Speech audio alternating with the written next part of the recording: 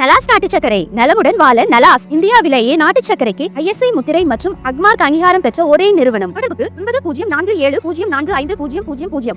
வெள்ளத்தை கடவுளின் ஆசீர்வாதம் என பாகிஸ்தான் அமைச்சர் கவாஜா ஆசிப் கூறியது சலசலப்பை ஏற்படுத்தியுள்ளது.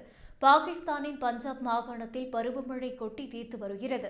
அதனால் பல இடங்கள் வெள்ளத்தில் மூழ்கி கிடக்கின்றன. ஆயிரக்கணக்கான கிராமங்கள் தத்தளிப்பதால் 24 லட்சம் பேர் பாதிக்கப்பட்டுள்ளனர். இதனால் அந்நாட்டு அரசு மீது மக்களிடையே அதிருப்தி நிலவுகிறது. இந்த வெள்ளத்தில் இதுவரை 800க்கும் மேற்பட்டோர் உயிரிழந்துள்ளனர்.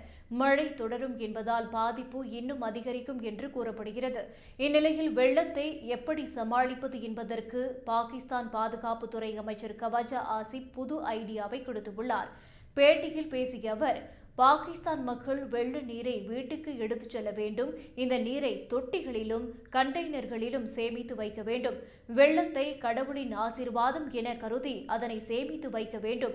பெரிய அணைகளை கட்ட வேண்டும் என்பதற்காக 10 முதல் 15 ஆண்டுகள் காத்திருக்காமல் விரைவாக ஏராளமான சிறிய அணைகளை கட்ட வேண்டும். வெள்ள நீரை வீணாக்கி வருகிறோம், அதனை சேமித்து வைக்க வேண்டும் என்று கூறினார். வெள்ளத்தால் பாகிஸ்தான் மக்களின் வாழ்வாதாரமே சீரழிந்து கிடைக்கும் சூழலில் வெள்ளத்தை கடவுளின் ஆசீர்வாதம் என்று கூறியது சர்ச்சையை கிளப்பியுள்ளது.